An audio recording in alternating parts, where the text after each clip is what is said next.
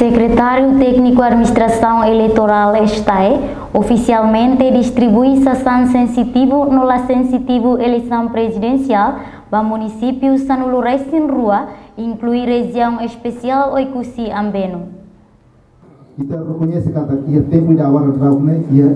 Diretor STAE Acilino Manuel Branco informa idane ba jornalista Sira foi em cerimônia de distribuição matéria sensitivo no la sensitivo e a areador STAE Vera Cruz Caicoli Dili sexta-feira semana ne. Diretor STAE Acilino Manuel Branco hateten gráfica nacional nebehetan fieru si governo e a STAE concluiu na imprime boletim voto saihanesan material idanebe importante no sensitivo e processo eleitoral. Distribuição material sensitivo no sensitivo município São Serua Cusi no moço kita material seselo né município Sira no moço Cusi mas hoje né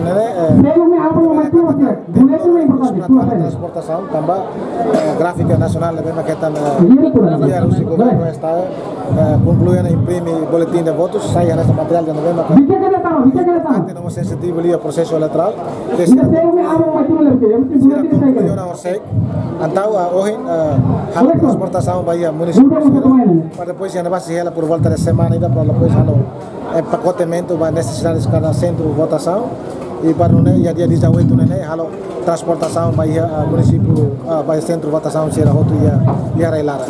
Agora, entretanto, material nebe desloca para estrangeiro, setula e avião. Sessão sensitivo para estrangeiro ne ba nação Coreia do Sul, Portugal, Inglaterra, Irlanda Norte, no Austrália. Também decisão tribunal nebe fossai e loron sanolo semana ne. Reportagem Dirce da Cruz Televisão Timor Post.